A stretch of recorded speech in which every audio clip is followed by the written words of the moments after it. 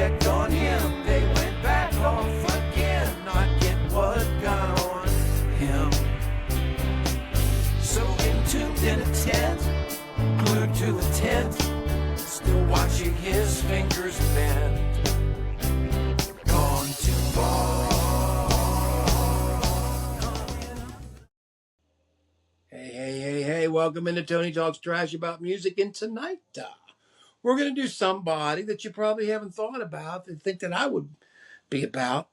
And it's really, this band, more than any other band, is probably affected by outside influences that have nothing to do with music. And I'm talking about Manchester's supergroup, the Smiths. As much as when I was young that I was annoyed by Morrissey, and still to this day, the band's legacy has been affected by the negative things he said, and I guess his somewhat plummeting solo career because of that. A lot of people represented have been, kind of had their opinions about the band change.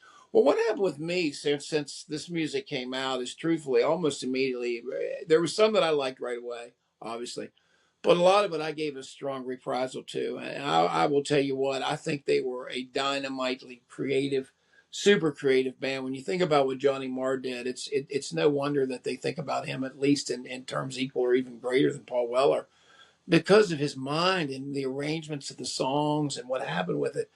You're talking about Andy Rourke and Mike Joyce's really underrated rhythm section. I mean, they really put a lot into it. The production, the sound of the drums changed, certainly. By the time they got to Strange Ways at the end, the drums were really loud.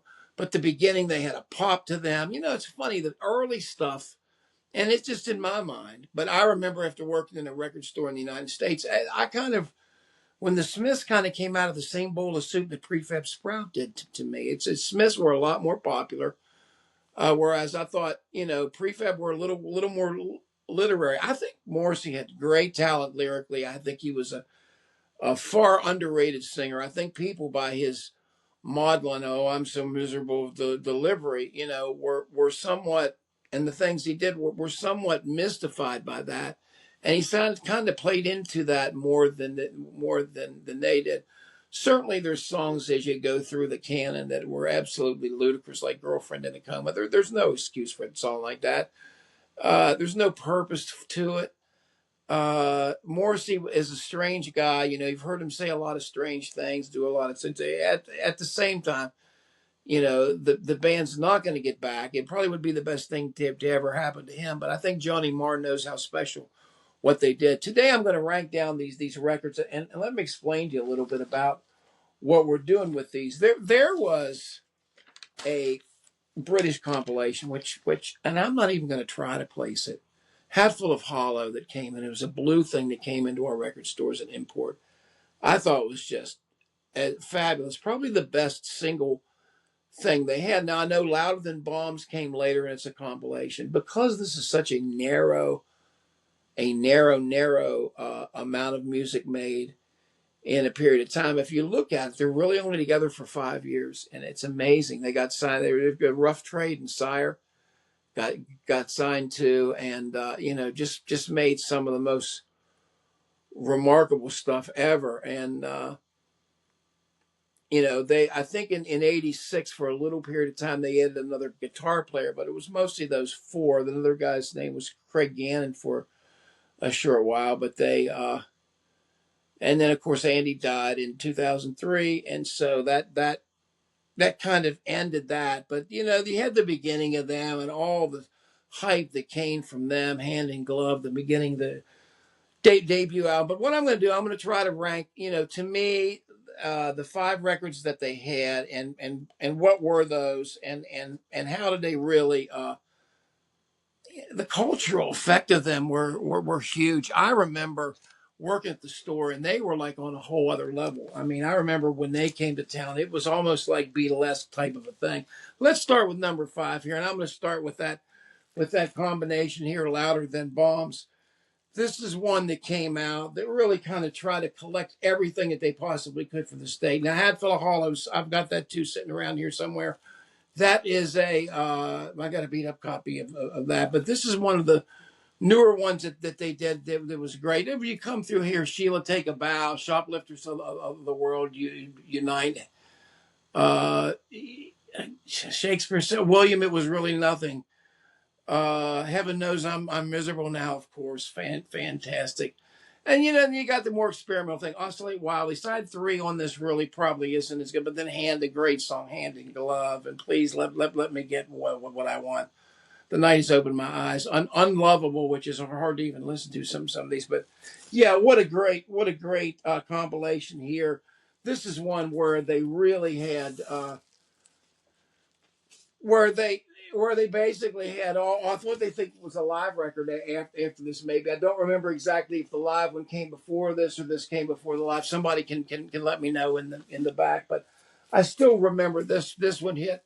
This one hit really hard. Let's go now to the last one that they did, 1987, the one where the modern production kind of slipped in here some.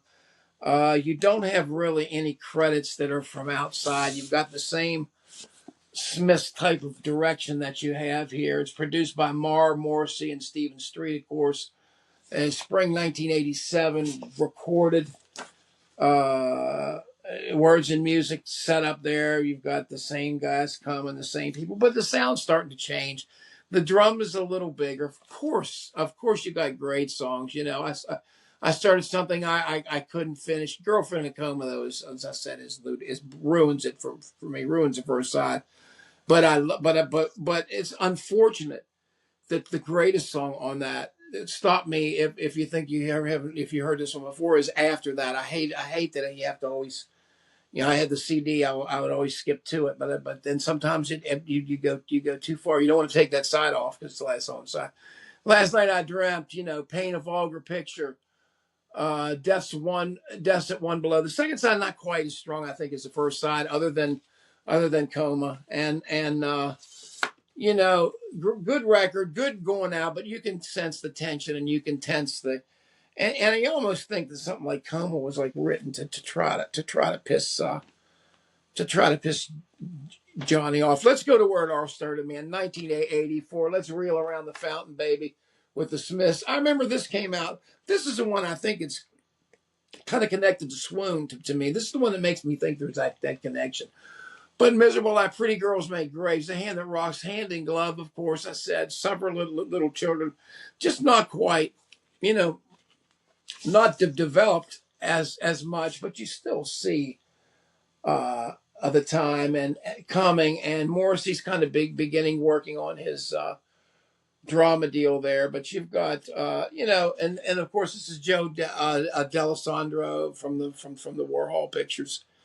Anybody saw this? I remember when I was in law school, I went up one weekend at this place, the Lighthouse in Louisville, and overran. It was great, man. They had one night they had Yoko Ono films, and then they had